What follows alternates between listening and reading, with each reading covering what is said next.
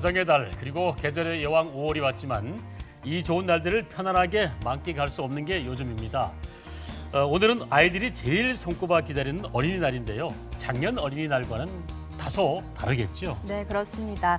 평범한 일상이 얼마나 소중한지를 실감하는 하루하루가 벌써 넉 달이 이어지고 있습니다. 요즘은 만남과 관계 대신 격리와 또 거리두기가 보편화되면서 우리 마음도 많이 위축됐습니다. 코로나19로 달라진 우리의 일상, 그 속에서 우리는 어떤 마음으로 이 위기를 슬기롭게 대처해 나갈 수 있을지 오늘 함께 고민하고 얘기해보는 시간을 마련했습니다. 네, 도움 말씀 주실 마음건강주치 정신건강의학과 정운선 교수님 함께하겠습니다. 반갑습니다. 안녕하십니까? 네, 안녕하세요. 정우선입니다.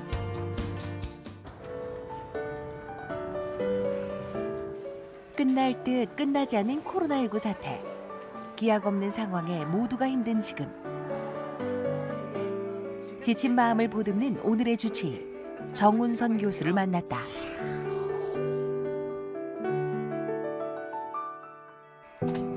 누구나 하나쯤은 가졌을 마음의 상처.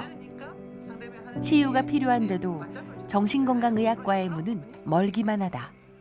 저는 소아청소년 정신과 의사니까 아이들을 주로 보는데 외상을 입은 아이, 그러니까 살면서 충격을 받아서 발달을 더 이상 진행하지 못한 아이들을 주로 많이 보고요.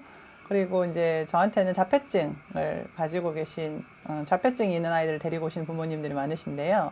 아이들이 뭐 지능이 떨어진다든지, 뭐 사람에 대한 관심이 없다든지, 사회생활을 제대로 못한다든지 그런 아이들을 데리고 오시는 부모님이 많아서 저는 그런 부모님을 마음을 또 돌보려고 노력을 많이 하고 있습니다.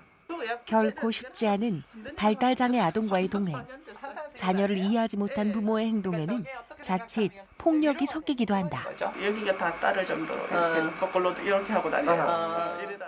그렇게 마음속에 새겨지는 어린 시절의 트라우마는 아이가 성인이 된 후에도 쉽게 지워지지 않는다. 타인에 대한 신뢰가 떨어지고 다른 사람을 믿을 수 없게 되기 때문에 가정에서의 폭력은 어떤 경우에도 하지 않으시는 게 필요합니다. 부모님께서 힘드시겠지만 이 시기를 잘 넘겨서 아이들이 자기 목소리를 내면서 다른 사람 믿고 살아갈 수 있는 그런 사회가 되도록 우리 다 같이 노력해야 될 때입니다. 코로나19가 창궐한 후 확진 판정을 받은 환자들은 어쩔 수 없이 병실에 격리됐다. 몸도 마음도 피폐해져가는 상황. 정운선 교수는 전화 상담으로 확진자들의 마음을 다독였다. 많이 답답해하시고 그다음에 과연 이게 언제 끝날까 두려워하고 염려하는 마음도 있었지만 그래도 가족들에 대한 염려가 제일 컸고요. 어떤 분은 집에 가서 뭘 제일 먼저 하고 싶으세요 했더니 가족들한테 따끈한 밥 한 끼 지어주고 싶다 하시더라고요. 바쁜 생활에 자신을 돌볼 시간이 부족했던 탓일까. 몇 년 전 여러 문제들로 수술을 받은 정운선 교수. 그때 그녀 앞으로 담당했던 아이들의 사랑이 담긴 편지가 쏟아졌다. 저희가 마음의 병으로 고생하고 있을 때 알아봐 주시고 솔직하게 털어놓도록 해주셔서 감사합니다. 저 반장됐어요. 아마 교수님 덕분일 거예요. 그런데 공포증은 어떻게 해결하죠? 제가 도움 요청하는 것도 늘 능력이라고 말하거든요. 아이들이 이제 그런 도움을 요청할 수 있는 존재가 됐다는 건 정말 많이 성장한 거거든요. 그 부분이 저는 참 마음에 듭니다. 글자 하나하나에 꾹꾹 눌러 담긴 아이들의 마음. 마치 그동안의 노력들을 한 번에 보상받은 듯한 기분이 든다. 제가 이런 편지를 받으면 제일 이제 기쁜 마음이 뭐냐면 아이들이 굉장히 험한 일을 겪고 어려운 일을 겪었는데 그 시기를 다 이겨내고 저한테 감사의 마음을 이렇게 글로 적었다는 거예요. 사회를 믿을 수 없는 아이들이고 주변에 있는 사람들을 믿을 수 없는 아이인데 저한테 마음을 열고 사회를 다시 믿어준다는 거. 도움을 요청할 수 있고 감사의 마음을 표현할 수 있다는 거. 사회와 이렇게 연결됐다는 뜻이거든요. 그런 거를 이렇게 표현해주는 아이들한테 참 고마운 마음이 들고 아이들이 성장하는 걸 보면 제가 조금은 도움이 된 것 같아서 아주 뿌듯합니다. 인생의 전환점일지도 모를 트라우마. 정운선 교수는 강의를 통해 이를 극복하는 힘을 전한다. 우리가 원하지 않는 일이 생겨서 우리 인생이 엉망으로 되는 게 재난이라고 하면요. 파도가 우리를 삼키는 순간이 지나가면 그래도 우리는 성장을 하거든요. 여러분들이 이 시간을 통해서 성장하는 모습을 발견하셨으면 좋겠습니다. 코로나19가 장기화되면서 시민들의 불안감도 계속되고 있는데요. 몸의 건강만큼이나 정신 건강도 상당히 중요합니다. 오늘 나오신 교수님도 그 어느 때보다 바쁜 나날을 보내고 계실 텐데 어떻습니까? 네, 제가 미국에 연수를 갔다 온 지 일주일 만에 코로나 사태가 대구에 터졌습니다. 네. 그래서 저는 일상생활에 다시 복귀하기 전에 이런 새로운 일상에 지금 복귀를 하고 있는데요. 코로나 전담병원에 나가서 전화로 환자들을 면담하기도 하고요. 생활치료센터에서 전화가 오시는 분들과 면담을 하기도 하고 병원에서 아이들을 치료하기도 하고요. 그다음에 주변에 있는 제 가족과 제 자신도 감염병에 걸리지 않고 그다음에 건강하게 생활할 수 있도록 챙기려고 제가 노력하고 있습니다. 네. 네. 자, 또 대구에서는요, 이전에 가스 폭발이라든가 또 지하철 화재 참사, 또 집단 트라우마가 있었잖아요. 그렇죠. 네, 코로나 국면도 비슷할 것 같습니다. 특별 재난 지역으로 대구가 선포되기도 하면서 다른 지역보다 더 심각했던 상황이 사실인데요. 교수님께서 일을 하시면서 이런 대구의 상황 더 직접 느끼셨을 것 같아요. 네, 저는 대구에서 태어나서 계속 여기서 전문가로서 훈련을 받고 생활을 했기 때문에 사실 그 모든 일들을 다 겪었습니다. 네. 근데 제가 보기에는 그런 일들을 겪으면서 저희가 얻은 교훈들이 있는 것 같아요. 네. 그래서 이런 비정상적인 상황에서 정상적인 불안을 모두 다 스스로 감내하려고 다들 애쓰시고 계신 것 같습니다. 네. 생각보다 잘 견디시고 계신 것 같아요. 네. 네. 이 과거에 지진이나 화재 등 재난으로 해서 피해자들을 수용한 경우는 있었습니다만은 이 질병으로 인해서 감염 가능자를 격리시키는 거 이건 아마 사상 처음일 것 같은데 어떻습니까? 그렇죠. 이거는 정말 특이한 경험이고요. 근데 어떻게 생각하면 사람 간의 전파가 있을 수 있기 때문에 사람을 혐오하거나 공포스러워하는 정말 일상생활에서 가장 원하지 않는 그런 태도를 익히게 하거든요. 예. 하지만 그것을 격리라는 제도를 통해서 우리를 안전하게 다 같이 보호하는 그러한 형식을 취했다고 할 수 있습니다. 네. PPT를 보시면서 설명을 해주시죠. 네. 코로나19라는 새로운 바이러스가 출현했습니다. 사실 이것은 우리가 이전에 알던 바이러스가 아니고요. 새롭게 알아가야 하는 바이러스입니다. 그래서 우리는 이러한 시기에 인간의 특이한 행동과 사고에 대한 평가 기준을 이전에 알던 지식으로는 더 이상 헤쳐나갈 수 없게 됩니다. 그러므로 새롭게 배우고요. 계속 수정해 나가야 되는 그런 상황에 지금 처했습니다. 네. 지금 코로나19는 사실 재난 상황이라고 모두 다 말씀을 하시는데요. 이 재난이라는 특성은요. 위기이면서도 응급입니다. 사실 문제가 있다 이렇게 얘기했을 때는 우리가 갖고 있는 자원으로서 문제를 해결할 수 있습니다. 하지만 이 위기라는 것은요. 지금 우리가 가지고 있는 자원으로서는 대응할 수 없는 상태입니다. 네. 그런데 응급이라는 것은 우리가 소위 말하는 골든 타임이 적용됩니다. 그래서 시간이 중요한 거죠. 이런 재난에서는 이 위기이면서 응급이기 때문에 아무나 해결할 수가 없고요. 훈련이 되고 이미 지식을 가지고 있는 전문가의 도움이 필요한 상황입니다. 네. 그런데 이런 재난이 오면요. 우리의 뇌는 재난 상태의 뇌, 다른 말로 하면 트라우마 상태의 뇌로 변화되게 됩니다. 네. 아이들의 뇌가 특히 더 그러고요. 특히 노인이나 장애인이나 취약한, 기존에 질환을 가지고 계신 그런 질병을 가진 분들, 그런 취약한 분들이 더 이런 상태가 되는데요. 그 아이들의 이 전두엽을 보면요. 아직 채 발달이 하지 않은 상태인데 생각하는 능력이 떨어지는 거죠. 아직 더 발달해서 생각하는 뇌는 발달해야 됩니다. 그런데 이 2층의 뇌라고 하는 감정의 뇌는 변형계라는 명칭으로도 불리는데요. 이 재난 상황이 되면 여기에 마치 불을 붙인 것처럼 활활 불타오르게 됩니다. 예. 근데 이 재난 상황에서의 감정의 뇌는 이 전두엽을 방해하게 돼서 네. 생각하는 기능을 마비시켜 버립니다. 그래서 이런 재난 상태의 뇌가 굉장히 중요한데요. 우리의 경험을 가지고 외국에서도 굉장히 많은 관심들을 보이고 있어서 사실 저는 2014년도에 세월호 사건 때 단원고등학교에 가서 5주 정도 아이들을 돌보고 선생님들을 돌봤거든요. 네. 그런데 그 상황을 제가 가서 공유를 했더니 이분들께서 정말로 우리한테 뭔가를 배우기 위해서 많은 것들을 얻으려고 질문도 하시고 굉장히 잘했다고 지지도 해주셨습니다. 네. 이러한 우리의 경험이 지금 우리가 코로나19 사태를 더 잘 다루고 잘 대처하게 하는 원동력이 되는 것 같습니다. 네. 네, 그리고 문화적 겸손이라는 것에 대해서 제가 말씀을 드리겠습니다. 대구 경북이 코로나 사태의 어떤 중심지가 돼서요. 많은 댓글들도 달리고 많은 뉴스들이 있었습니다. 네. 대구에 왔다 가면 감염이 된다. 그렇죠. 그래서 250만의 그 대구의 시민들이 마치 모두 다 바이러스 보균자인 것처럼 네. 인식이 됐었죠. 공기 중에 막 바이러스가 막 떠다니는 도시인 것처럼 네. 인식이 됐습니다. 제가 이런 사태를 보면서 우리가 어떤 것을 좀 더 배워야 될까 생각을 해봤는데요. 저희가 배워야 될 거는 문화적인 겸손인 것 같습니다. 네. 이 문화적인 겸손이 어떤 개념이냐 하면요. 자기가 속해 있지 않은 다른 문화에 대해서 내가 조금 알고 조금 경험이 있어도 마치 그 문화를 다 아는 것처럼 그래서 그 사람들이 모두 다 똑같은 사람인 것처럼 생각하는 그것을 스테레오타이핑이라 하는데요. 네네. 그것을 하지 않는 것입니다. 네.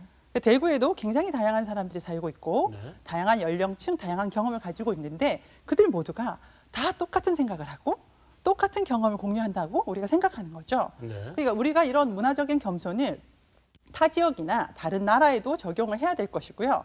어떻게 생각하면 우리 대구 안에서 확진자가 있고 확진자 가족이 있고 그다음에 이제 유가족들이 계실 거고 그다음에 그 사람들을 돕는 의료진이나 아니면은 필수적인 인력들이 있겠죠. 그 모든 사람들의 경험이 같지 않다. 그래서 우리는 그들의 얘기를 들어봐야 되고 네. 그들의 목소리를 한번 듣고 판단해야 된다. 이런 태도를 갖는 게 우리가 이번 기회에 가져야 할 문화적인 겸손이 아닌가 하는 생각을 해봤습니다. 네. 그렇습니다. 이번 기회 코로나19 사태로 해서 많은 게 변했는데요. 네. 자, 코로나19 바이러스 언제 어디서 어떻게 감염될지 모르겠다는 그 공포와 두려움 그리고 또 누군가에는 이게 생존과 직결돼 있지 않습니까? 네, 그렇죠. 그 스트레스 하면 이루 말할 수가 없을 것 같은데 자, 이런 정신적인 충격들이 회복되지 못하고 부정적인 기억이라고 하지 않습니까? 네. 트라우마 어떻게 남을까요?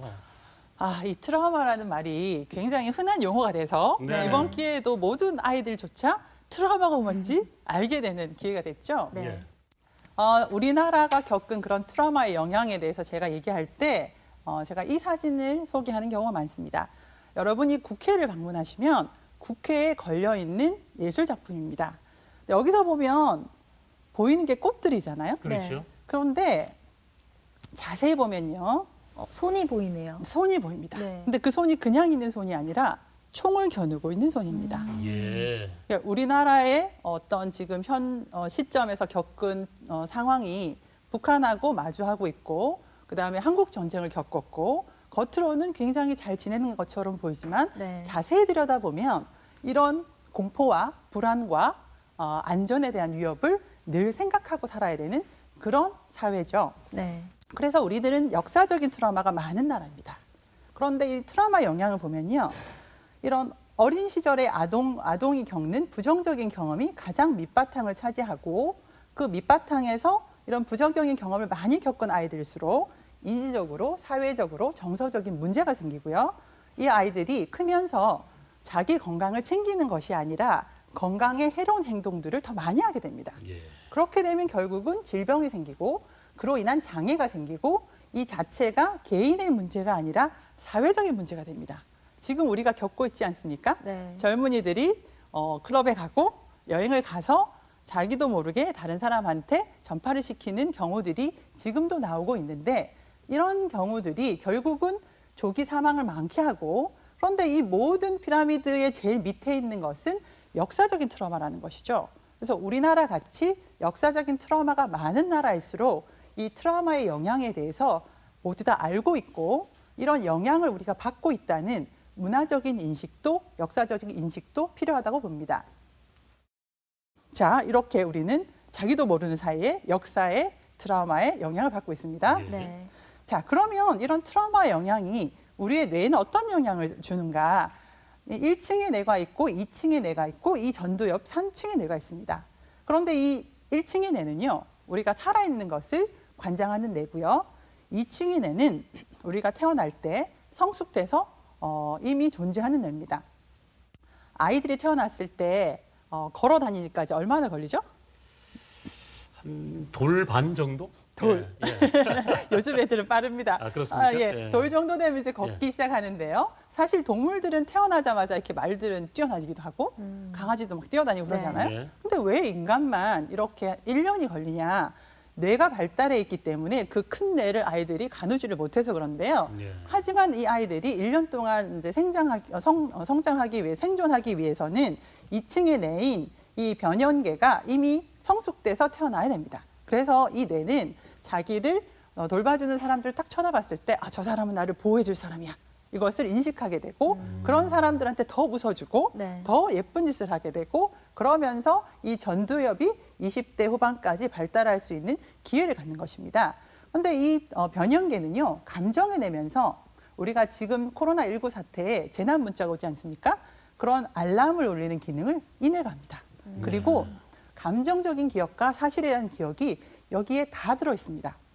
그래서 이 재난을 이 부분의 뇌가 기억하게 되는 겁니다. 자, 그러면 뭔가 재난이 터졌어요. 그러면은 이 감정적인 뇌에서 신호를 보냅니다. 위험해. 너 지금 위험에 처했어. 그러면 우리 몸이 거기에 대처하기 위해서 스트레스 호르몬을 분비하게 되고요. 그것이 교감신경계를 활성화시킵니다. 네.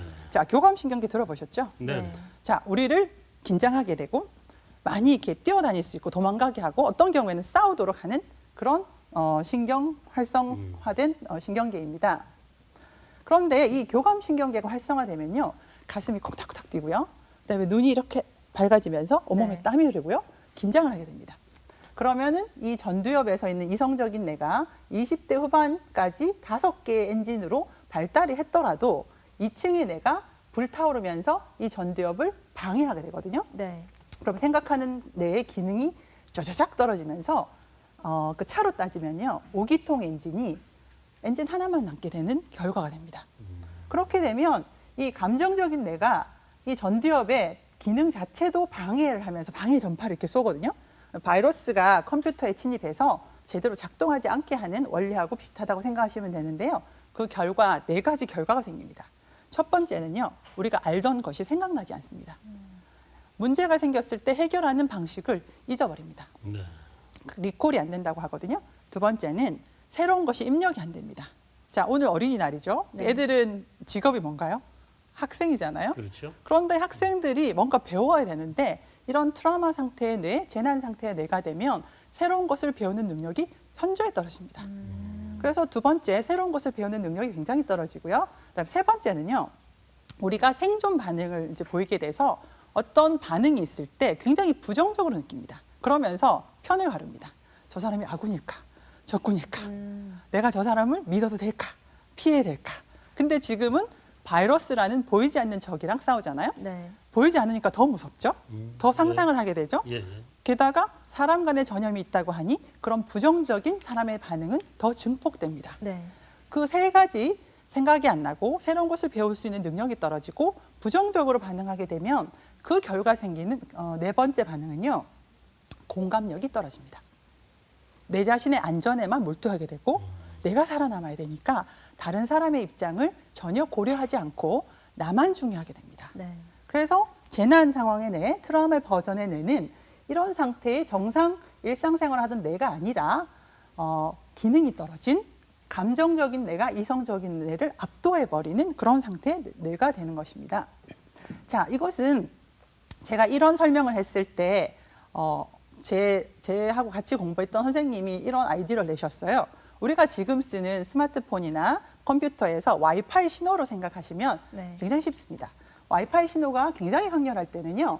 뭐 영화 하나 다운받는 것도 쉽고 그다음에 내가 보고 싶은 동영상도 얼마든지 볼 수 있잖아요. 네, 예. 근데 와이파이 신호가 이렇게 약한 곳에 가면 정말 궁금한데 새로운 것을 다운받는 게 어렵고 그다음에 그걸 넘기기도 어렵고 처리하기도 어렵게 됩니다. 네. 화가 나죠. 그렇죠. 그러니까 결국 이런 아이들한테 이런 재난 상태의 뇌를 와이파이 신호가 굉장히 약한 곳에 내가 스마트폰을 가지고 있는 거야 라고 설명하면 아이들이 금방 이해를 하더라고요. 네. 그런데 우리가 트라우마를 딱 떠올렸을 때요. 분명히 저는 여러분들하고 같이 여기 있지만 제가 만약에 트라우마를 많이 받은 사람이다. 그렇다고 하면 이 트라우마 상태의 뇌는 지금 현재 있지 않습니다. 과거에 머무르게 됩니다. 네. 어떤 식으로 되냐면요. 아까 말씀드린 감정의 뇌는 불이 붙어서 활활 타오르고 있어요. 그때의 감정을 제가 고스란히 재경험하는 겁니다. 그리고 시각 피질이 반짝반짝거리면서 지금 현재 상황이 제 눈에 보이는 게 아니라 그때 상황이 제 머릿속에서 돕니다. 마치 컴퓨터가 바이러스에 걸려서 내가 원하지 않는 팝업 창이 계속 뜨는 거와 같은 원리입니다. 네. 그러면서 브로카의 영역은 왼쪽에 이 브로카 영역은 말을 하는 영역이거든요. 그런데 그 상황에 있으면 옆에서 야, 너 뭐해? 너 지금 무슨 생각해? 해도 그게 들려오지 않고 말문이 막힙니다. 네. 그러니까 나는 현재를 살고 있지만 나의 뇌는 과거에 머물러서 이제 그 상황을 재경험하고 있는 것이죠. 그래서 그런 트라우마 상태의 뇌를 우리가 이해를 해야지 지금 코로나19 사태에서도 여러분들이 이런 비정상적인 상황에서 어떤 식으로 정상적으로 반응할 것인가를 우리가 알려주고 그렇게 할 수 있습니다. 자, 여러분 지금쯤 되시니까요. 재난 문자들이 어떤 때는 성가시게 느껴질 때도 있고 네. 네. 어떤 경우에는 너무 막 자다가도 막 오면 나보고 잘하는 거야 말라는 거야 이런 짜증이 날 때도 있잖아요. 네. 그래서 이 2층의 뇌가 과민한 상태가 되면요. 우리 몸에서도 불필요한 알림이 지속적으로 계속 울립니다. 그래서 우리 몸이 너 위험에 처했어 이런 신호를 뇌에서 계속 보내게 됩니다. 그래서 이런 뇌를 어떻게 조절할 것인가가 지금 상황에서 우리가 배워야 될 것이라고 할 수 있겠습니다. 네. 네, 성장기 때 뇌 활동 참 중요하군요. 그렇습니다. 네. 자, 이런 성장기 때 뇌 활동이 성인 이후에 신체 건강에도 당연히 영향을 미칠 것 같은데요. 조금 더 구체적으로 설명 부탁드립니다. 네, 에이스 연구라는 게 미국의 2000도 초반에 있었습니다. 지금은 전 세계에 이 개념이 많이 퍼져 있는데요. 에이스라는 것은 Adverse Childhood Experience라고 해서 아동기에 겪는 부정적인 경험에 대한 얘기입니다. 네. 10가지 정도로 우리가 알 수 있는데 우리가 소위 말하는 학대, 신체학대, 성학대, 정서학대, 방임, 그리고 학대가 유발되는 가정환경. 예를 들어서 아이한테 직접적으로 심한 말을 할 수도 있지만 아이들이 사실 제일 힘들어하는 상황은 부모님끼리 싸우는 겁니다. 그래서 오늘 어린이날을 맞아서 제가 꼭 그 말씀을 드리고 싶은데 네. 이렇게 코로나19로 집에서 보내는 시간이 많아지고 네. 그러면서 가족들이 같은 공간에서 더 많은 시간을 보내다 보니 서로 간에 갈등이 일어날 소지가 더 늘어나잖아요. 네. 그런데 이런 에이스를 많이 겪게 돼서 에이스가 많아질수록 이 심리적인 것에 영향을 미치는 게 아니라 신체적인 영향을 미치는데요. 이 아이들을 조사해 보면 어린 시절에 그런 부정적인 경험이 많을수록 흡연을 일찍 시작하고 그다음에 지금 현재 흡연하고 있는 경우도 많고 이것은 만성 폐쇄성 질환인데 그거를 겪는 경우도 많습니다. 지금 코로나19는 사실 흡연하고도 관련이 있다고 지금 알려져 있거든요. 그러니까 내가 아무리 담배 피지 마라 이렇게 교육을 하더라도 부모가 그 앞에서 싸우는 걸 계속 보여주면 아이들은 나를 위로하는 그런 물질에 중독되기가 쉽다는 거죠. 네. 그래서 그런 부분도 제가 말씀드리고 싶고 사실 경제적인 것까지 앞으로 어떻게 될지 모르겠지만 경제적으로 어렵게 되면 내가 어떻게 살지, 어떻게 헤쳐나가지 하는 희망 없음을 많이 느끼게 되는데요. 네. 그렇게 되면 이런 자살 시도나 자살 생각이 높아집니다. 근데 이런 자살 시도도 아동기, 부정기 경험이 많으면 많을수록 높아지는데요. 하나도 없는 0하고 이 6개 이상의 그 아동기 부정적 경험을 갖고 있는 경우를 생각해 보면 한 몇 배 차이 날 것 같으세요? 자살 시도가? 대략 한번 게스 한번 생각해 보세요. 한 5배 정도 될 5배. 것 같은데. 한 10배 정도. 10배, 5,000배 차이 납니다. 차이가 엄청나네요. 네. 그러니까 이 자살은 지금 내가 살 수 없다는 결정을 지금 하는 게 아니라 어린 시절에 겪은 트라우마를 차곡차곡 쌓여서 지금 현재 그 결정을 더 하도록 만드는 거거든요. 예. 그래서 이런 시절에 아이한테 한 번 더 웃어주고 아이한테 야단칠 거를 한 번 더 내 마음을 가라앉히고 네. 야, 너 지금 잘하고 있어. 잘하고 있는 거를 칭찬해주면 내 아이의 미래의 건강까지도 우리가 챙길 수 있다는 거죠. 네. 또한 에이스 점수하고 가정폭력하고도 관련이 있었는데요. 취약한 사람한테 이런 폭력은 더 많이 나타나서 남성도 비례하지만 여성이 훨씬 더 비례하는 것으로 나타났고요. 네. 또한 이 우울증, 우리가 코로나 블루라 그래서 이 코로나 사태 우울증이 많이 생겼다고 지금 걱정하시잖아요. 네네. 근데 이게 만성적으로 돼버리면 굉장히 곤란해지는데요. 이런 만성적인 우울증도 에이스하고 상관이 있고 남자보다도 여자한테 그 영향이 큰 것으로 나타났습니다. 근데 우리가 이런 신체적인 질환 중에 우리가 제일 많이 사망하시게 되는 게 사실 심장 질환이거든요. 심장 마비로 돌아가시는 경우가 많은데요. 이런 에이스 점수는 심장질환하고도 관계가 있어서요. 우리가 생각해 보면 때리는 게 훨씬 더 영향이 클 것 같은데요. 네. 오히려 그런 신체적 학대보다도 정서적인 학대에서 1.7배 정도 신장 질환이 증가하는 것으로 1.5배인 신체 학대보다 더 영향이 큰 걸로 나타났어요. 네. 그러니까 아이들 앞에서 부모님들이 싸우고 너 같은 거 괜히 낳았어. 너 나중에 커서 뭐가 되려고 그래. 뭐 이런 얘기를 하는 것은 아이들의 심장 질환도 나중에 생기게 할 확률이 높다는 것을 기약하고 오늘 하루라도 한번 좀 자제해 보시는 게 어떨까 그런 생각을 했습니다. 네. 부모님도 참 많이 인내해야 될 것 같습니다. 네. 네. 자, 트라우마 요건 마저 설명 좀 부탁드리겠습니다. 네네. 결국 결론을 제가 말씀드리면요. 트라우마는요.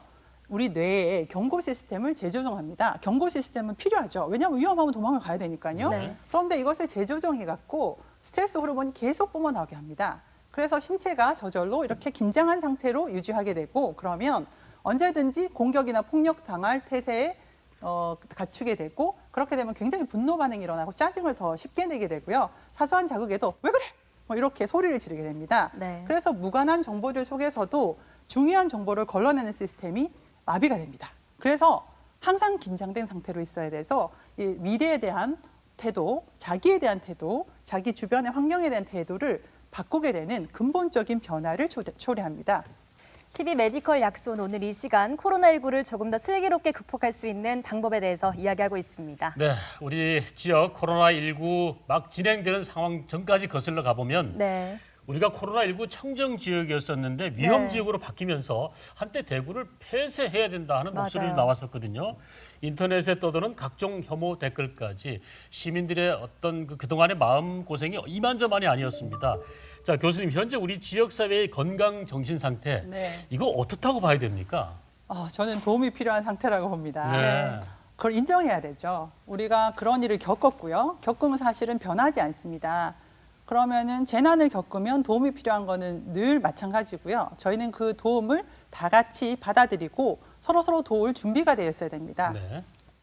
그래서 저는 아이들도 참 걱정이 됐었는데요.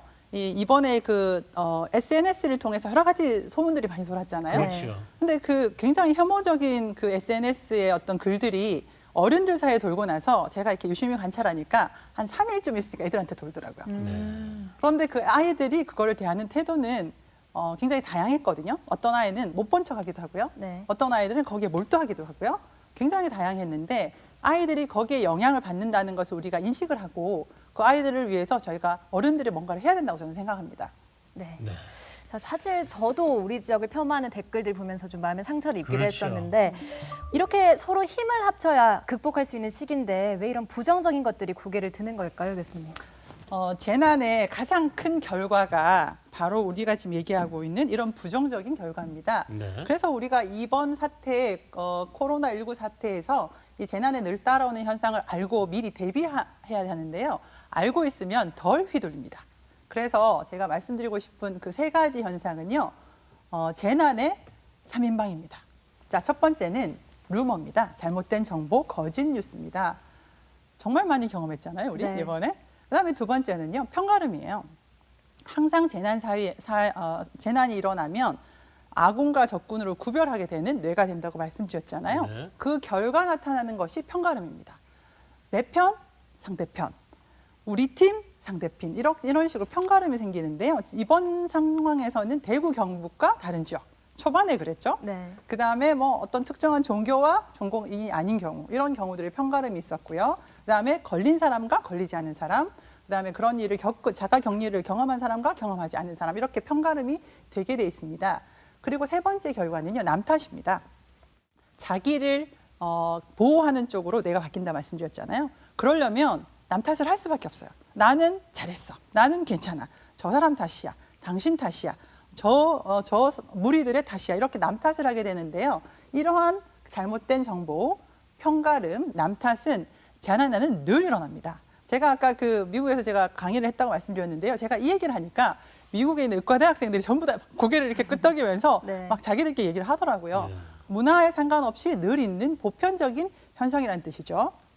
그런데요, 이것을 아는 데는요, 우리 같은 개개인의 역할도 중요하지만요, 사실은 언론의 역할이 굉장히 중요합니다. 네. 언론이 이 현상을 알고 이것을 방지하는 쪽으로 이제 움직여야 되는데 제가 이번에 많이 느낀 것이 언론도 노력을 했지만 댓글들이 중립적인 댓글이 굉장히 많았습니다. 어떤 경우에 부정적인 댓글이 달렸을 때 이쪽 저쪽을 다 보고 중립적으로 중요한 정보를 전달하고 미래에 대한 희망을 제시하고자 하는 그런 댓글들이 많이 늘어난 걸 보고 아, 우리 사회가 많이 배웠구나 하는 생각을 했습니다. 네.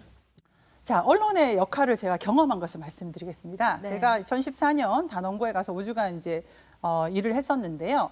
4월 24일 금요일 날 고3 학생들이 처음으로 학교를 돌아오는 날이었습니다.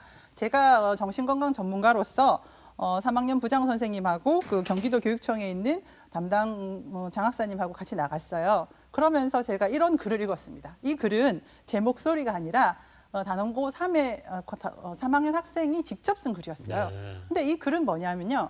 언론이 이번에 우리한테 너무 많은 상처를 줬다. 그래서 나는 여러분과 같은 그런 기자가 되고 싶었는데 내 네. 꿈을 접고 싶다. 제발 좀 잘해 주십시오. 이런 얘기였습니다. 네. 제가 이 얘기를 딱 했더니요. 이 앞에 계신 한 100명이 넘는 기자분들께서 한 블록을 이렇게 후퇴를 하시고요.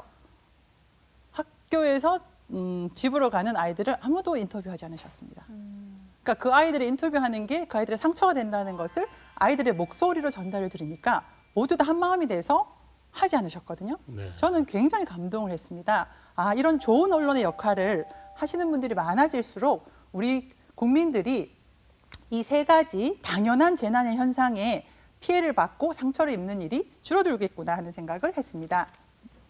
네, 이 장면입니다. 이렇게 네. 많으신 분들이 계시다가 모두 다 인터뷰를 하지 않고 물러섰고요. 사실 이러고 나서 우리 사회에 언론의 재난 보도 지침이 나왔고요. 그런 부분들이 지금 이 시점에서도 유효하고 우리가 생각해 볼 문제라고 생각을 합니다. 네. 자, 그리고 좀 전에 말씀하신 것처럼 트라우마가 우리 뇌 기능에 상당히 악영향을 미친다고 얘기를 해주셨거든요.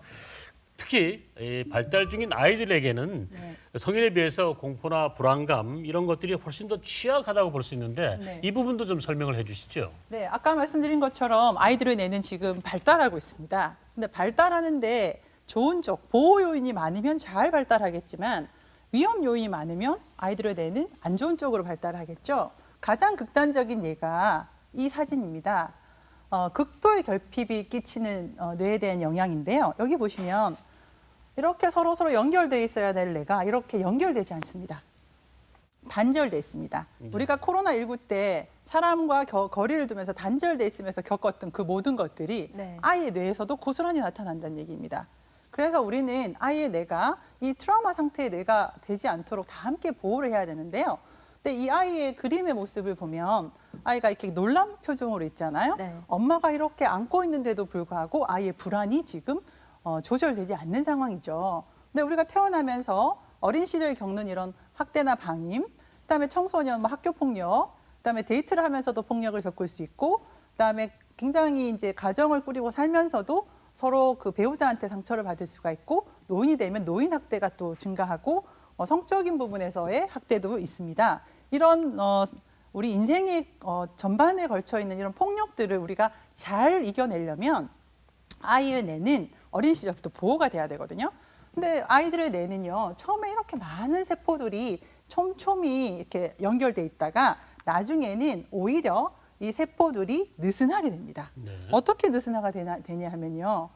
시냅스라고 하는데요. 이 시냅스들이 서로 신경세포들이 연결이 되어서 이렇게 많이 됐다가 우리의 뇌는 필요 없는 것들을 오히려 이렇게 잘라내버립니다. 가지치기 하듯이. 그래서 필요 없는 것들을 이렇게 잘라내는데 바이올리니스트는 바이올린을 연주하는 데 대한 것들이 남고요. 운동선수는 운동을 할 수 있는 뇌가 남겠죠. 그래서 오히려 태어날 때보다 많이 발달된 시냅스들이 청소년기가 되면 필요 없는 것들을 이렇게 가지치기를 해버리는 상황이 되는데 네.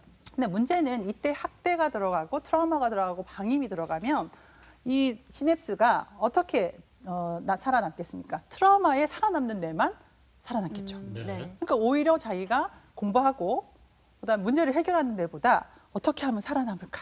이런 본능에 충실한 뇌들이 살아남게 되는 거예요. 그렇게 되면 굉장히 우울한 상태가 돼서 이런 시냅스들이 오히려 발달하지 않게 되고 이 아이들을 치료했을 때 오히려 정상 상태로 회복이 되게 됩니다. 그래서 아이들의 이런 안전한 습관은 뇌의 발달하고 함께 길러지는데요. 아까 말씀드린 어떻게 행동하고 판단할지 결정하는 이 이성적인 생각하는 전두엽과 위험을 감지하는 뇌 변형계가 아이들한테서는 고속도로가 놓여야 됩니다. 처음에는 고속도로가 안 놓여 있어요. 그래서 뭐가 위험한지 몰라서 위험한 상황에서 엄마를 쳐다보기도 하고 엄마가 야, 너 그렇게 하면 안 돼 하면서 가르치기도 하고 그런 경험들을 통해서 이 고속도로가 놓이면 위험이 생겼을 때 부정확한 알람이 울리더라도 전두엽이 와 괜찮아. 너 안전해. 이렇게 아이를 위로할 수도 있고 그다음에 이 전두엽의 이성적인 사고를 해서 이 위험에서 벗어날 수 있는 문제 해결 능력을 키울 수도 있게 되는 거죠. 그런데 이제 과거 외상의 기억의 영향을 보면 학대를 당한 경우에는 이 사람의 표정을 보면 여기서는 굉장히 슬퍼 보이고 저기서는 굉장히 화가 나 보이잖아요. 네. 근데 일반 아이들한테 여기서 화가 난 상태의 뇌를 골라라 하면은 애들이 이쪽에서 고릅니다. 네. 그런데 어린 시절에 화난 부모 밑에서 자란 아이, 늘 엄마가 화가 났는지 아빠가 화가 났는지 눈치를 보면서 길러진 아이 같은 경우에는 이쯤에서부터 화가 났다고 생각하거든요. 네. 왜냐하면 엄마가 화나면 빨리 내가 도망가든지 뭔가 피해야 되니까. 네. 그래서 그 아이들의 눈치 보는 능력이 계속 이렇게 발달하게 되는 거죠. 그래서 별로 화나 있지 않은 사람한테도 이 아이들로서는 급소반응을 일으킵니다. 어떤 애가 옆에 지나가면서 툭 쳤는데 그 아이는 화장실에 가고 싶어서 급해서 가는 건데 너 왜 나 때리는 거야? 너 나한테 공격하는 거니? 이런 식으로 전혀 엉뚱하게 그런 반응을 일어나게 되고요. 그 중립적인 자극도 매우 위협적으로 시각하게 되는데요. 이 사람들의 표정은 웃고 있고 사이가 네. 굉장히 좋아 보이는데 이 꼬마 여자아이가 망치를 들고 있었다는 이유만으로도 거기에 포커스를 둬서 부분에 집착해서 망치로 무슨 일을 저지를 것 같아요. 이런 식으로 지각하게 되고 네. 또한 이 그림을 보고 이 그림에 있는 분이 뭘 하는 것 같으냐 하면 뛰어내릴 것 같아요. 죽을 것 같아요. 이런 식으로 부정적인 자기의 경험과 영향을 끼쳐서 다른 사람하고 사회적인 관계를 제대로 맺는 것에 방해를 일으킵니다. 그래서 이런 부분들에 대한 우리가 이해가 있으면 우리 아이들의 뇌를 잘 보호하기 위해서 뭔가 부모로서 그다음에 그 이웃으로서 할 수 있는 일들이 많다고 생각합니다.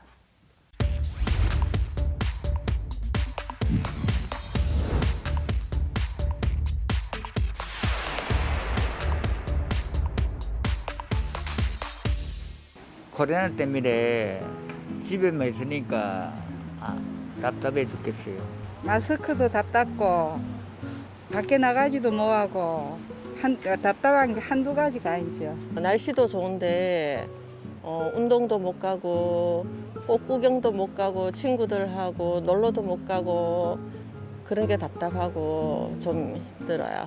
학교를 못 가니까 우울해요. 일상의 행복을 잃어버린 것 같아요. 친구 만나고 놀고 밥 먹고 일상생활이 이렇게 소중한 줄 몰랐어요. 힘드는데 지금 확진자 줄고 있으니까 안심이 되고 빨리 이게 회복되면은 좋겠습니다. 요즘은 마스크를 안 끼는 사람들이 이상하게 여길 정도로 우리의 일상이 많이 달라졌는데요. 네. 이런 걸 볼 때 시민들이 겪고 계신 고통, 공감이 갑니다. 네, 여러분의 마음은 안녕하신가요? 코로나19 이후 달라진 일상에서 오는 불안감과 스트레스들 저희 약손 상담실 통해서 점검해 보겠습니다. 네, 첫 번째 사연 만나보겠습니다. 며칠 전에 몸이 피곤해서 조퇴를 했는데 다음 날 회사에 갔더니 제가 코로나19 확진자라는 소문이 퍼져 있었습니다. 아니라고 해명을 했지만 살짝 헛기침만 해도 저를 피하는 느낌이 듭니다. 요즘 마음이 너무 위축되고 회사 가기가 두렵습니다. 어떻게 대처하면 좋을까요? 네, 정말 잘못된 정보와 소문 때문에 많이 힘들어하시는 것 같은데 네. 이런 사례 저는 기사 통해서 많이 접했거든요. 그렇죠. 동료들과 대화의 시간을 늘려야 될까요? 어떤 방법이 좋을까요? 네, 모든 일에는 좋은 점과 나쁜 점이 있습니다. 이런 재난의 시기일수록 우리가 좋은 점이 뭔가, 우리가 가지고 있는 장점이 뭔가 그걸 생각해 봐야 되는데요. 어떻게 생각하면 그 동료가 이 시기에는 제대로 된 정상적인 반응을 하고 있는 것이죠. 오히려 손도 씻지 않고 이런 게 신경 쓰지 않는 사람이라면 감염병에 걸릴 확률이 더 높아지는 거죠. 네. 그래서 그런 부분에 대해서 동료에 대해서 저 사람이 자기를 잘 보호하는 사람이구나 하는 생각을 가지고 기회가 되면 그런 의미로 대화를 시작해 보는 것은 도움이 될 듯합니다. 네. 네. 자, 두 번째 사연도 바로 만나보겠습니다. 회사 동료가 코로나19 확진 판정을 받았습니다. 회사도 건물도 폐쇄됐었고요. 직원들 모두 검사를 받고 자가격리에 들어갔습니다. 다들 결과가 나올 때까지 불안에 떨었죠. 동료는 완치돼서 다시 회사로 복귀했는데요. 그간 맘 졸였던 거 생각하면 그 동료가 너무 원망스럽고 얼굴을 볼 때마다 화가 납니다.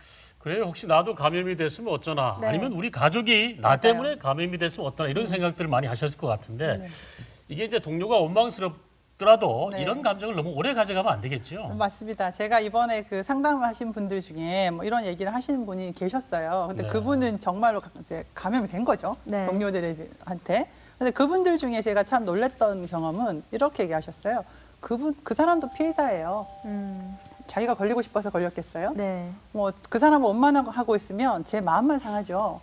저는 그렇게 생각하지 않으렵니다. 이런 분들이 계셨거든요. 네. 그러니까 그런 식으로 생각하는 게 도움이 되실 거고 다행히 이 케이스에는 걸리지 않으셨잖아요. 네. 그러니까 내가 갖고 있는 좋은 점, 걸리지 않았다는 것에 대해서 감사하는 마음을 가지는 게 훨씬 더 도움이 되실 것 같습니다. 네. 안 걸린 것을 긍정적으로 풀어내는 이 마인드 정말 중요한 것 같습니다. 네. 자, 세 번째 사연 만나봅니다. 저희 어머니는 평소에도 걱정이 좀 많으신 편인데 이번 코로나 사태 이후에 더욱 심해졌습니다. 넉 달째 바깥에 한 번도 안 나가셨고요. 집에서도 마스크와 방역 장갑을 끼고 계십니다. 하루 종일 홈쇼핑을 보시면서 면역에 좋다는 건강식품들만 매일 주문하십니다. 건강 염려증 저희 어머니 그냥 지켜봐도 될까요? 네, 사실 한시도 긴장의 끈을 놓아서는 안 되겠지만 네. 이렇게 너무 두려움과 공포가 지나치면 오히려 또 악영향을 미칠 수 있을 것 같아요. 그렇죠. 네, 어떻게 보신가요? 네, 맞습니다. 뭐 불안한 상황에서 계속 있으면 면역력이 오히려 떨어지죠.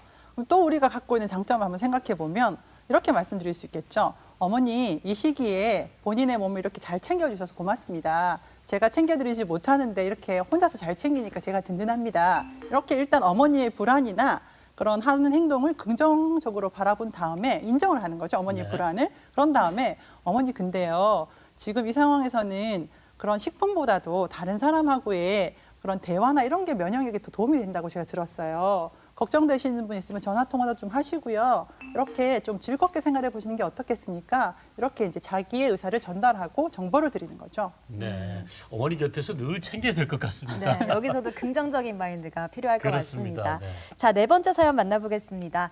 매년 봄마다 우울감에 시달리고 있습니다. 거기에 코로나19 때문인지 더욱 우울하고 기분이 들쑥날쑥합니다. 가족들은 건강관리도 벅찬 시기에 마음 약하게 굴지 말라고 화를 내거든요. 세상에 저 혼자인 것 같습니다. 이런 시기에 가족들에게 민폐를 끼치는 저, 왜 그럴까요? 이 계절이 바뀔 때마다 우울하다 하시는 분들이 많이 계시거든요. 네.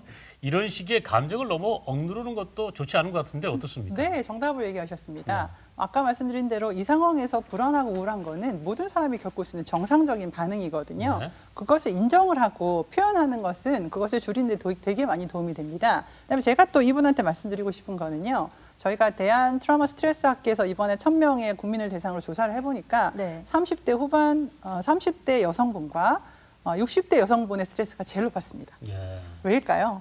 다른 사람을 돌봐야 되는 네. 분들이 경우가 많잖아요. 네. 어린애를 돌보거나 아니면 자기 자신이나 주변을 돌봐야 되는 나이가 많으신 분들. 이분은 다른 사람을 돌보려는 마음이 그 예쁜 마음이 있기 때문에 이런 이제 부담을 느끼고 힘드신 거예요. 그래서 그런 긍정적인 부분을 또 상기시켜드리고 그런 마음을 가지신 분이라서 참 고맙습니다라는 얘기가 제가 상담하면서 진짜 말씀을 드렸거든요. 예. 그랬더니 선생님 저는 그런 쪽을 생각해보지 못했는데 선생님께서 그렇게 얘기해 주시니까 너무 고맙습니다. 이렇게 본인도 긍정적으로 생각하시게 되더라고요. 네. 자, 코로나19 때문에 무너진 일상과 마음을 어떻게 다스려야 하는지 이야기 들어봤는데요. 네. 어린이날을 맞아서 어린이 관련 상담 사연도 만나봤습니다. 함께 보실까요? 자, 초등학생 형제를 둔 엄마인데요. 요즘은 하루하루가 전쟁입니다. 큰애는 게임하느라 핸드폰을 손에서 놓지 않고 작은애는 너무 뛰어서 아랫집 눈치가 보입니다. 하루 종일 아이들이랑 같이 있다 보니까 스트레스도 많이 쌓이고 또 신경도 예민해져서 아이들에게 소리만 지르게 되는데요. 저와 우리 아이들 어떻게 하면 좋을까요? 네, 주변에 보면 요즘 유치원생들 내지는 뭐 초등학생 네. 자녀를 둔 부모님들께서 상당히 고민하시던데, 자, 아이들과 함께 이 시기를 잘 극복할 수 있는 방법 어떤 게 있을까요? 지금까지 버텨오신 것만 해도 대단하시네요. 그죠? 네. 아이들은 얼마나 답답할까요? 그렇죠. 그죠. 아이들은 움직이는 것이 이렇게 이렇게 모드로 이렇게 세팅되어 있는 아이들인데 나가지도 못하고 집에 있어야 되니까 힘들겠죠. 네. 일단은 아이들의 입장에서 생각해 보면, 야, 너 고생이 정말 많다. 그러니까 아이들의 마음을 인정해 주는 거죠. 네. 근데 아이들은 조절력을 잃었을 때 더 불안해하거든요. 그런데 어머님께서 얘네들을 집안에서 자꾸 조절하시려고 하니까 이 갈등이 더 쌓이는 겁니다. 오히려 뭐 1시간이든 뭐 30분 딱 이제 시간을 정해서 엄마는 지금 나만의 시간이 필요해. 네. 엄마는 지금 들어가서 나 혼자 있을래. 이렇게 해서 엄마의 시간을 딱 고정시켜서 그 시간 동안은 엄마가 혼자 있도록 하는 것도 방법이고요. 그다음에 아이들이 조절력을 가질 수 있게 표현하게 하는 게 좋은데요. 그림도 참 좋아요. 네. 그러니까 너희들은 지금 어떻게 느끼니? 그림으로 표현해봐. 그러니까 엄마가 어떻게 보여? 동물 중에 어떻게 보여? 이런 식으로 이렇게 표현해서 표현하게 하고 말로 아이가 이 사태를 어떻게 인식하고 있는지 표현하게 하고 그걸 듣고 그 수준에서 우리가 커뮤니케이션을 한다면 의사소통을 한다면 더 빨리 타개할 수 있을 거고요. 아이들이 그러는 건 정상이라고 저는 생각합니다. 네. 너무 네. 힘들어하지 마십시오. 요즘 집에서 어떻게 하면 좋을지 그런 방법들 많이 나오고 있는데 네. 말씀해주신 것처럼 하시면 빨리 또 극복하지 않을까 싶습니다. 네. 자, 다음 사연도 보겠습니다. 코로나 때문에 현재 집에서 온라인 수업 중입니다. 처음 있는 일이라 아이들이나 부모들이 아직 적응을 잘 못하는 것 같아 걱정입니다. 이 상황이 빨리 끝나면 좋을 텐데 길어질 경우에는 아이와 부모들이 어떻게 대처해야 할지요? 그래요. 최근 그 온라인 수업에 대해서 조사를 해봤는데 네. 가장 중요한 게 아이들의 집중력이 떨어지는 게 가장 문제라고 지적을 하더라고요. 네, 네. 그리고 이제 부모 같은 경우는 자녀들의 학습과 과제 챙기는데 이게 또 가장 큰 어려움이 있다 그래요. 네. 자, 이런 경우는 어떻게 해야 될까요? 제가 겪고 있는 어려움이네요. 저도 집에 아이들이 있으니까. 네. 근데 제가 이제 키워드를 3개 드렸어요. R 시작하는데요. reassurance. 그러니까 일단 안심시키고 두 번째 루틴을 만들고 일상생활을 만들고 세 번째는 regulate. 조절할 수 있게 해주는 거죠. 네. 우리가 애들이 학교를 가면 1교시, 2교시, 3교시 이렇게 쫙 시간표가 나오잖아요. 그러니까 그런 시간표가 있듯이 지금 온라인에서도 시간표가 이제 돌아가고 있는데 네. 그 시간표를 미리 이렇게 아이가 숙지하도록 하고 그것을 잘 할 수 있도록 옆에서 도와주되 애들이 힘들다는 걸 인정해 주는 거죠. 제가 아까 말씀드렸잖아요. 배우는 내 능력이 떨어진다. 그러니까 당연히 힘든 거예요. 네. 그래서 그걸 인정해 주고 괜찮아, 나아질 거야. 다 같이 노력하면 좋아질 거야. 어제보다는 오늘이 낫네. 지난주보다는 오늘 이번 주가 낫네. 이렇게 좋아진 점을 짚어주고 아이들이 하루를 이렇게 계획성 있게 그다음 일상적인 거를 잘 마무리할 수 있도록 도와주는 것이 정말 도움이 될 겁니다. 가정 생활에서 벌어질 수 있는 여러 가지 상황에 대해서 약성 상담을 통해서 알아봤습니다. 도움이 되셨으면 좋겠습니다. 네. 자, 코로나19를 겪으면서 생기는 스트레스와 공포, 분노가 잘못된 것이 아니라 이게 지극한 그 감정이라고 생각이 드는데 여기에 한 가지가 더 있다고 들었거든요. 어떤 게 있습니까? 네, 감염병으로 인해서 지금 사망하신 분이 240명이 넘었습니다. 그래서 우리가 생각해야 될 것은 이런 이별, 상실에 대한 겁니다. 대구 경북은 유가족들이 많이 계시는 지역이죠. 그래서 우리는 이런 유가족을 돕는 일을 한번 생각해 봐야 될 것이라고 생각하는데요. 네. 이 감염병 재난은요. 소위 다른 재난과 달리 허니문 시기가 없습니다. 이 허니문 시기라는 것은 모든 사람들이 다 도와주려고 하고 인정하고 이렇게 공감하려고 하는 시기거든요. 근데 감염병은 내가 피해자가 될 수 있으니까 이런 허니문 시기 없이 바로 2차 피해, 낙인 효과가 생기는데요. 그런 것 때문에 제대로 된 애도를 할 수 없고 그런데 만약에 우리가 그 입장에 처한다면 어떻게 했을까 한번 생각해 보는 거죠. 근데 사랑하는 사람을 떠나보낼 때는요. 굉장히 고통스럽고요. 더 이상 만날 수가 없고요. 그분은 이런 장점과 이런 단점을 같이 가지고 있는 사람이었고 상호작용을 하다가 이제는 추억으로 생각해야 되고 내가 그분은 내 마음속에 간직하지만 새로운 관계에 헌신하고 내 삶을 살아야겠구나 하는 생각을 하시는 게 정상적인 애도 반응이거든요. 네. 그래서 이런 부분들에 대해서 우리가 유가족을 한번 살필 필요가 있고요. 두 번째 능력은요. 정보를 선별하는 능력을 키울 필요가 있겠죠. 자, 인포데믹이라는 얘기가 새로 나오는 용어입니다. 전염병이 창궐하는 시기에 정확한 정보와 지침을 찾기 힘들 만큼 막 정보가 막 홍수처럼 쏟아지는 표현인데요. 인포메이션이라는 정보와 에피데믹이라는 전염병이 합쳐진 말입니다. 그래서 저희가 한국 트라우마 스트레스 학회에서 이 톡사가리라는 어떤 그 우화를 만들었어요. 네. 근데 이 톡사가리 우화에는 노부부가 나오십니다. 그 노부부가 나오셔서 이런 가짜 뉴스나 거짓말이 어떻게 생명력을 이렇게 막 키워서 모든 사람한테 영향을 미치는지에 대한 우화인데요. 특히 이런 노인과 아이가 이런 정보 전염병에 취약합니다. 이 기회를 이런 아이가 정보를 제대로 고를 수 있는 능력을 키우는 그런 기회로 삼으면 우리가 또 뭔가를 배우는 그런 시기가 될 수 있을 것 같습니다. 네. 감염병 하면 한 사람의 책임이 아니라 네. 우리 모두의 힘과 뜻을 모아서 극복을 해야 될 영역이 아닌가 생각이 드는데 우리 마음에서 이 위기를 이겨낼 든든한 지원 어떤 게 있습니까? 자, 세 가지를 기억하시면 좋겠습니다. 제가 재난에서 따라오는 게 루머, 그다음에 편가름, 그리고 남 탓이라고 말씀드렸잖아요. 그걸 극복하는 것도 세 가지입니다. 우리는 연결돼 있고 우리는 서로를 돌보고 이번 기회에 우리는 성장을 한다. 뭔가 배웠다는 거죠. 그러니까 연결돼 있다는 건 사실 이번에 너무 많이 느끼셨을 거예요. 네. 연결돼서 감염이 되고 감염될까 봐 떨어져 있으니까 네. 더 그립고 네. 그래서 사회는 이 나라는 이 전 세계는 사실 연결돼 있다는 걸 너무 우리가 실감을 했고요. 그러고 또 천국과 지옥이 어떤 우화가 있잖아요. 천국하고 지옥은 똑같은 상황이에요. 기다란 숟가락으로 천국은 서로를 떠먹여주고 지옥은 자기 입에 넣으려다가 굶어 죽는다. 네. 이런 우화가 있듯이 우리는 서로를 돌보면서 우리가 다 같이 안전한 그런 사회를 만들 수가 있고요. 원치 않는 재난을 겪었지만 이전보다 나아진 존재가 됐다는 걸 우리가 경험해야 되는 거죠. 네. 그래서 여기에 회복 탄력성이라는 게 있는데요. 이것은 바닥을 치고 다시 튀어오르는 능력, 용수초를 당겼을 때 원래대로 회복하는 능력이거든요. 그래서 이런 회복 탄력성을 한번 생각해보고 이것을 기르는 계기를 삼으면 좋겠는데 가장 중요한 거는요. 이번 기회에 우리를 돌봤던 사람들한테 감사하는 마음을 가지고요. 이분들을 우리가 돌보는 것이죠. 그래서 희생한 사람들한테 제대로 된 보상을 해주는 것도 굉장히 중요한 일입니다. 그래서 제가 늘 재난 때는 이 얘기를 하거든요. 이렇게 바다가 평화로울 때는요. 배의 길을 아무나 잡아도 됩니다. 그런데 폭풍이 칠 때는 누가 키를 잡느냐에 따라서 이 사느냐 중요한 문제는 달라지거든요. 그렇죠. 네. 그래서 우리가 이런 태풍이 칠 때 아는 사람의 말을 잘 따르고 그 사람들의 지침을 잘 이렇게 공유하는 것도 진짜 중요한 일이고 그런 면에서는 우리나라가 지금 잘하고 있다고 생각합니다. 네. 네, 제가 이번에 그 회복 탄력성으로 제가 이제 꼽았는 것 중에 하나가 웃는 것입니다. 네. 얼마나 웃으셨어요? 지난 한 3개월? 거의 뭐 웃음이 없었죠. 네. 긴장하고 사셨죠? 네. 근데 웃으면요, 우리 몸의 근육이 이완됩니다. 긴장이 풀려요. 제가 직접 면담을 해보니까요, 이렇게 얘기하시더라고요. 그 격리된 병원이나 생활치료센터를 여기를 집이라고 생각하고 편안하게 지내려고요. 제 별명이 자유여신상이에요. 이게 무슨 뜻이냐고 했더니 네. 저는 아직도 계속 음성이 안 나와서 계속 지금 2달째 있는데요. 저한테 저희 방에 오시는 분들은 오시기만 하면 다 태어나세요. 음성이 돼서. 그래서 제가 자유를 주는 여신이라고 생각하기로 했어요. 네. 이런 얘기 하시더라고요.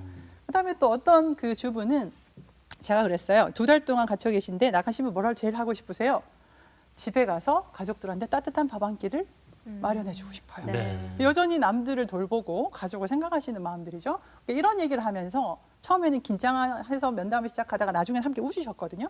웃는 거 정말 중요하고요. 그다음에 햇빛과 자연이 주는 위로가 참 크다. 그래서 창문이 있는 방을 원하세요. 내가 관리를 잘 못했어요. 밖에 나가서 잘해보려고요. 자, 의료진들 너무 감사해요. 제가 지금 안 낫고 있는 게 여러분들한테 피해를 주는 것 같아서 죄송한 마음입니다. 이런 얘기들을 많이 하셨습니다. 네. 그래서 이렇게 제가 뭐 2월 달에 찍은 자유여신상 사진 얘기도 했고요. 네. 그다음에 제가 이제 미국에서 같이 일했던 동료들인데 이렇게 안 통해도 같이 웃는 것을 통해서 연결돼 있다는 것이 굉장히 많이 느껴졌거든요. 네. 이분들이 지원을 많이 해줬고 지금도 하고 있고요. 아까 말씀드린 것처럼 이번 사태를 통해서 우리를 돌보는 사람들을 우리가 돌보는 거, 마스크를 나눴잖아요. 그렇죠. 그다음에 다른 지역에서도 의료진들이 와주셨고 우리 환자들을 다른 지역에서 돌보기도 했습니다. 트라우마 재난은 항상 팀으로 극복해야 되거든요. 그래서 필수 인력, 그다음에 이 배달해 주시는 분들, 그다음에 의사, 특히 간호사분들, 그다음에 교사, 엄마, 또 한 가지 말씀드리고 싶은 분들은 공무원분들이세요. 네. 이번에 의료진들하고 얘기해 보면 공무원분들이 밤잠을 설치고 그 자리에 계셨다고 하더라고요. 그러니까 그런 인력들이 우리를 이렇게 돌봐주신 분들이라고 생각합니다. 네. 이런 사람들한테 같이 돌보고 같이 돌보는 것이 중요하고요. 그래서 서로 감사하고 긍정성을 유지하고 유머 감각을 유지하는 거. 코로나19의 최전선에서 오늘도 노력하고 계시는 의료진 분들 또 관계자 분들께 다시 한번 감사의 그렇습니다. 마음 전해드리고 싶습니다. 자, 코로나19로 많은 것들이 변했지만요. 가장 중요한 건 중심을 잃지 않는 그 마음일 것 같은데 어떤 마음가짐들이 필요할까요, 교수님? 네, 긍정성. 자, 긍정성을 어떻게 느끼냐 하면 지금 이 시점에서 내가 가진 것을 떠올리는 거죠. 그리고 그러면서 다른 사람한테 도움이 되는 작은 일 한 가지라도 하는 것입니다. 가장 중요한 것은 내 자신을 돌보고 내가 할 수 있는 거를 내가 하는 겁니다. 그런 것들이 모여서 사회는 건전하고 안전하고 그다음에 발전할 수 있죠. 그래서 지금은 오히려 아주 좋은 때고요. 그런 걸 생각하기에. 네. 그다음에 또 한 가지 우리가 이 트라우마를 겪었을 때 우리가 태어나서 지금 이 나이까지 삶을 이렇게 끈으로 생각해 보면요. 우리한테는 돌덩이 같은 고난이 있었고 작은 돌덩이도 있었지만 큰 돌덩이도 있었잖아요. 하지만 그 사이사이 꽃은 피어났습니다. 네. 그래서 자기 인생을 한번 이렇게 기록을 해보시고 내가 어떻게 살았는지를 한번 복기해보는 아주 좋은 시기고요. 네. 그다음에 또 한 가지는요. 코로나19 사태 이후에는요. 새로운 일상을 회복해야 됩니다. 이전의 일상으로 돌아갈 수가 없어요. 네. 그러니까 우리는 일상의 소중함을 느끼고 즐기는 활동을 계속하고 잘 자는 거 정말 중요하고요.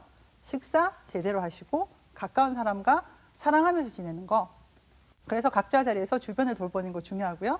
또 한 가지 우리는 파도가 인생을 삼키는 시간이 지나가면 좀 더 나은 사람이 될 수 있습니다. 지금 파도가 우리를 덮치지만 우리는 연결돼서 잘 극복하고 있고요. 바이러스는 미워할 수 있지만 사람을 미워하지 않도록. 네. 그리고 우리가 그 확진자분들, 회복된 분들이 사회에 왔을 때 피하기보다 따뜻한 햇살로 나그네 옷을 벗기듯이 우리가 다 같이 포용해서 함께 살아가는 사회를 다시 만드는 것이 진짜 중요하다고 생각합니다. 네. 그리고 제가 마지막으로 드리고 싶은 말씀은요. 네네. 대구 경북 시민 여러분들 정말 고생 많으셨어요. 네. 보수적이라는 뜻이 저는 나쁜 뜻만 있다고 생각하지 않습니다. 저희는 오래된 지역이고 보수성이 있지만 보수적인 이면에는 점잖다는 것도 있거든요. 네. 점잖은 마음으로 꿋꿋이 잘 견디셨다고 생각하고요. 네. 여러분들 정말 수고했다고 인정해드리고 싶고 박수를 드리고 싶습니다. 네. 자, 끝으로 우리 지역민들이 이 위기를 조금 더 슬기롭게 헤쳐나갈 수 있도록 응원 한마디 부탁드리겠습니다. 네, 여러분이 자랑스럽습니다. 우리가 가진 것들 많습니다. 그걸 극복으로 우리 내년에는 이거보다 훨씬 더 나은 모습을 가질 수 있을 겁니다. 힘내십시오. 네, 그렇습니다. 그리고 코로나19를 극복하기 위해서 많은 의료진들이 고생했습니다. 그리고 또 의료진들을 위해서 수호까지 나왔지 않습니까? 정말 같이 해볼까요? 정말 고생 많으셨습니다. 존경합니다. 자, 코로나19에서 우리가 찾아야 할 메시지는 연대와 돌봄 그리고 성장이었습니다. 네. 비록 물리적으로 거리는 멀어졌지만 마음까지는 멀어지면 안 되겠죠. 이제부터라도 비난보다는 배려하는 마음을 가져보는 게 어떨까요? 네, 사회적인 연대를 통해서 더불어 또 함께 이 성숙된 공동체 문화를 만들어 간다면 이런 감염병은 어떤 상처도 남기지 않고 사라질 거라 믿습니다. 네, 코로나19로 지치고 힘든 마음을 들여다보고 슬기롭게 이겨내는 마음가짐을 알려주셨습니다. 정신건강의학과 정우선 교수님과 함께했습니다. 고맙습니다. 고맙습니다. 감사합니다.